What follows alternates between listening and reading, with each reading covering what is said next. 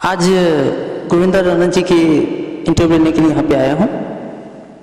नमस्कार सर। नमस्कार सर। नमस्कार। जो बार एसोसिएशन में चुनाव लड़ रहे हैं।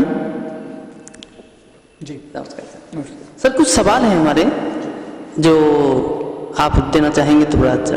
बिल्कुल बिल्कुल सर। तो सबसे पहला सवाल है सर कि द्वारका कोर्ट बार एसोसिएशन की स्थापना 2008 में हुई थी।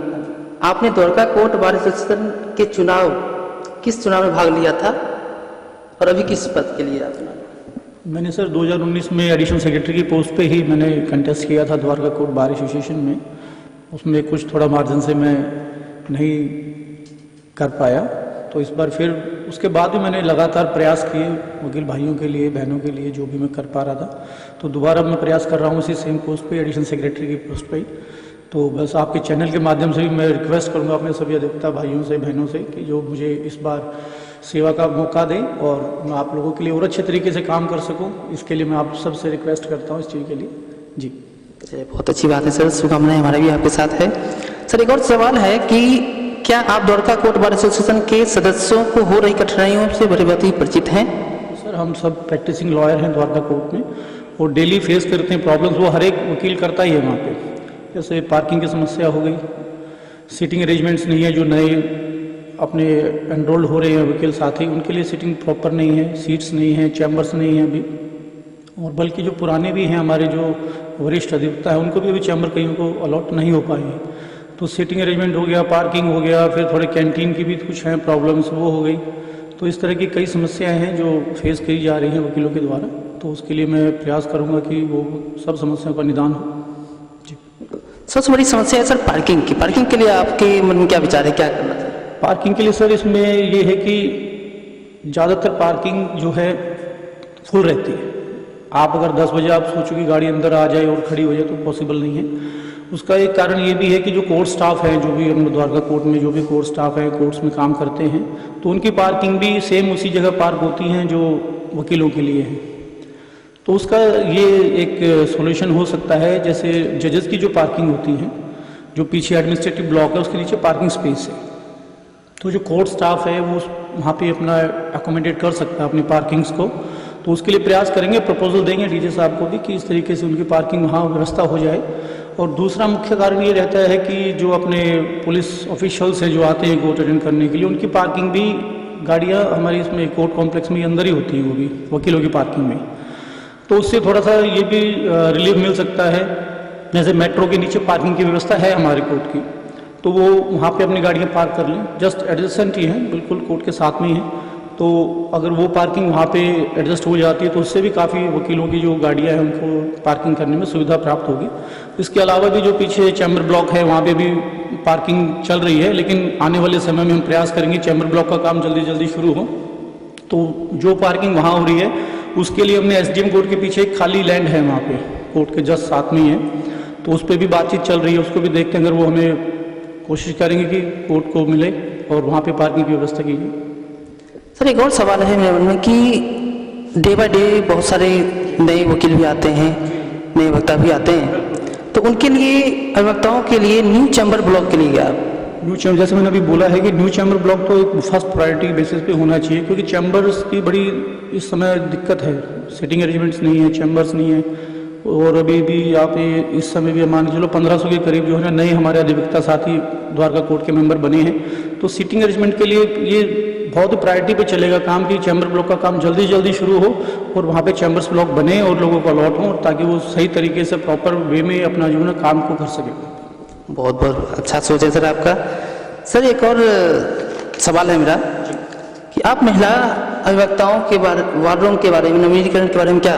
बिल्कुल सर, मैं जाता रहता हूँ, अपनी महिला अधिवक्ताएं जितनी भी हैं मैं उनसे मिलता रहता हूँ, समस्याओं के बारे में जानता रहता हूँ। तो वहाँ पे उसको नवीनीकरण की आवश्यकता है, क्योंकि काफ़ी टाइम से लेडी बाथरूम के अंदर कोई काम हुआ नहीं है।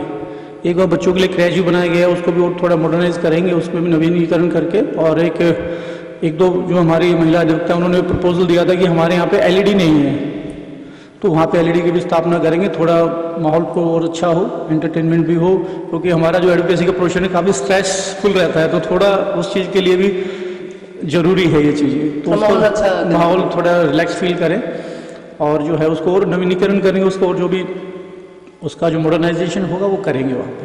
बिल्कुल सर। सर एक और आते हैं जो क्रैच होता है उसको भी और थोड़ा फैसिलिटीज़, थोड़ा गेम्स इस तरीके से बच्चों के लिए भी वहाँ पे लेडीज़ के जो होता है वो करेंगे सर। बहुत बहुत अच्छा विचार है सर आपका। सर कैंटीन में सेवाओं की गुणवत्ता में सुधार के बारे में आपका क्या? गुणवत्ता के मामले में सर ये कैंटीन का अभी थोड़ा आप 100% नहीं दे सकते हैं, थोड़ा सर्विसेज में भी डिले होता है, क्वालिटी भी कभी ठीक होती है कभी नहीं होती है, तो उस पर भी काफ़ी विचार होता रहता है। जैसे कैंटीन में जब बैठते हैं लोग, मैं जाके जैसे बैठता हूँ तो उसमें कई चीज़ें आती हैं सामने, तो कैंटीन के लिए भी कुछ ना कुछ जो है ना इसमें प्रयत्न करके इनकी सुविधाओं को, इनकी जो क्वालिटी है उसको जो है ना और अच्छा रिफाइन करके और उसके लिए प्रयास करेंगे। सर एक और बहुत महत्वपूर्ण सवाल है कि आप आने वाले समय में अभियंताओं को इमरजेंसी फंड के लिए। हाँ बिल्कुल बिल्कुल सर, देखो अभी कोरोना काल अभी पीछे गया था, बड़ा दुखद समय था वो। आए दिन पता लगता था कि हमारे ये वकील साथी के साथ ऐसा हो गया वैसा हो गया, तो उस समय काफ़ी लोगों ने फेस किया। तो उसमें फाइनेंशियल एड का एक प्रोविज़न था, तो वो प्रॉपर जो है ना लोग उसको नहीं ले पाए। उसका कारण ये था कि कोई हमारे किसी भी कोर्ट में ऐसी सुविधा है नहीं कि वकीलों को कोई तत्काल जो है ना फाइनेंशियल एड मिल जाए। एक प्रोसीजर फॉलो करो, उसके बाद भी मतलब काफ़ी समस्याएं आती हैं।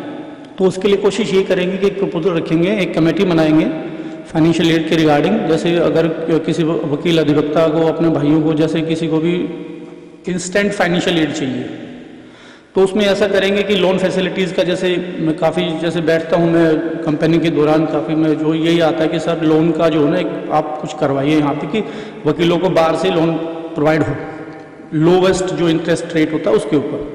तो उसके लिए प्रयास ये करेंगे कि बार एसोसिएशन के अंडर में एक कमेटी बनाएंगे जो कि इस लोन फैसिलिटीज़ को, फाइनेंशियल असिस्टेंट को प्रॉपर तरीके से करेगी और बहुत ही लो इंटरेस्ट पे उसको जो ना लोन प्रोवाइड करा जाएगा वकील अधिवक्ता।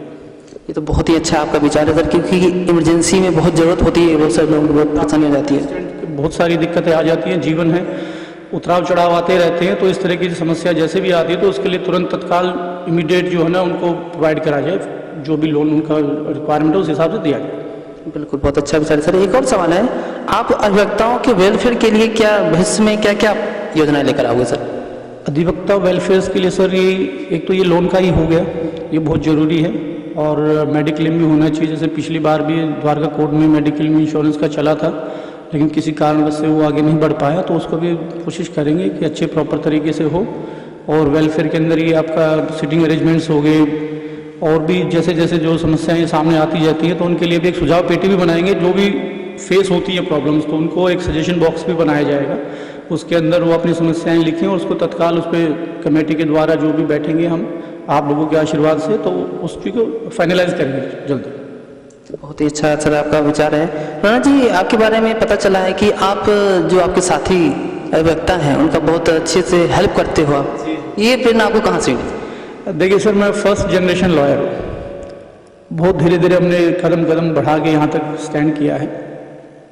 तो प्रेरणा इसी से मिली कि जो हमने तकलीफ देखी जीवन में, प्रैक्टिस में, तो वो कोई और फेस करता है तो नेचुरली एक अंदर से आता है कि मैं इसकी मदद जैसे भी हो सकती है मैं इसकी मदद करूं, जिस भी वे में हो सकती है मैं मदद करूं। तो सर प्रेरणा ये अंदर से ही है, ईश्वर की देन है कि किसी का मैं साथ दूं, किसी की मदद कर सकूं, तो ये मेरे लिए खुद ही एक मुझे सेटिस्फेक्शन फील होता है, इसलिए मैं लगा रहता हूँ वकीलों के लिए। चलिए, बहुत ही अच्छा आपका विचार है सर, और ऐसे लगे रहिए जिससे कि लोगों को भला हो, आपके साथियों को भला हो।